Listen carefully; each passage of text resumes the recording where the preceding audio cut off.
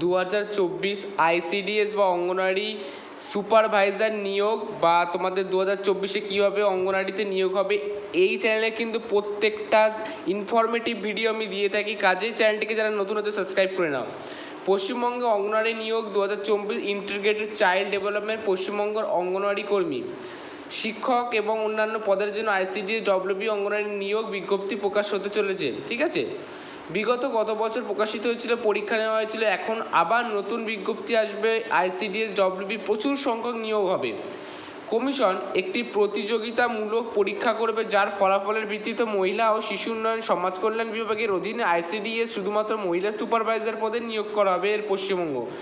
এত দ্বারা সমস্ত জেলার অন্তর্গত সুসংগত শিশু বিকাশ সেবা প্রকল্পে নারী কেন্দ্রগুলিতে অঙ্গনওয়াড়ি সহায়িকা পদে শূন্য পদগুলি পূরণের জন্য শুধুমাত্র কাছ থেকে আবেদনের কথা বলা হয়েছে। কোনো অঙ্গনওয়াড়ি সহায়তা কোনো মতে সরকারি চাকরি হিসাবে গণ্য হবে না। নির্বাচিত প্রার্থীরা শুধুমাত্র সরকার নির্ধারিত সাম্মানিক ভাতা পাবেন এবং কোনো ধরনের প্রকল্প স্থগিত বন্ধ হওয়া যাবে না। নেম অফ অরিজিনালাইজেশন এগুলো একটু দেখে নাও।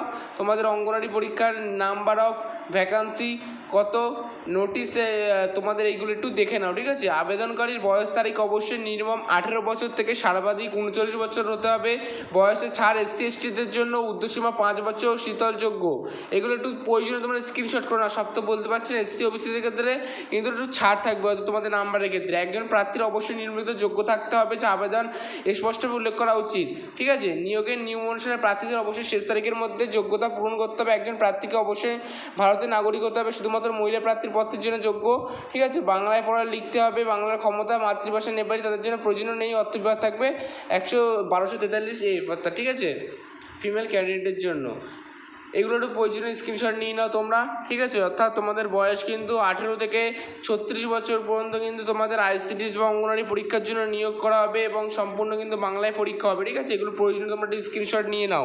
ঠিক আছে, আর যারা চ্যানেলে নতুন আছে চ্যানেলটিকে অবশ্যই সাবস্ক্রাইব করে দাও। এখন নানান ধরনের আইসিডিএস বা অঙ্গনওয়াড়ির বিষয়ে আমি তোমাদের দিয়ে রাখি। তোমাদের 90 নম্বরের লিখিত পরীক্ষা হবে এবং 10 নম্বরের মৌখিক অর্থাৎ ইন্টারভিউ পরীক্ষা, 10 অল টোটাল লিখিত পরীক্ষা কিন্তু 100 মার্কের তোমাদের পরীক্ষা নেওয়া হবে। এবার আসি লিখিত পরীক্ষার পাঠ্যক্রম যেগুলো করতে হবে। তোমাদের পরীক্ষা 3টে অংশে অনুষ্ঠিত হবে। প্রাথমিক স্ক্রিনিং পরীক্ষা, অবজেক্টিভ, মাল্টিপল চয়েস এবং লিখিত পরীক্ষা প্রচলিত প্রকার। এরপরে অংশ ভাইভা ভয়েস টেস্ট, নিচে বিশদে বিবরণ অনুযায়ী দেখা আছে, এগুলো একটু দেখে নাও। অবজেক্টিভ মাল্টিপল চয়েস 100 নম্বর, ওএমআর পরীক্ষাটি 100 নম্বরের বহন করবে, যার মধ্যে 1 নম্বরের 100টি প্রশ্ন থাকবে, প্রতিটিতে একাধিক চয়েস অবজেক্টিভ টাইপ প্রশ্ন থাকবে।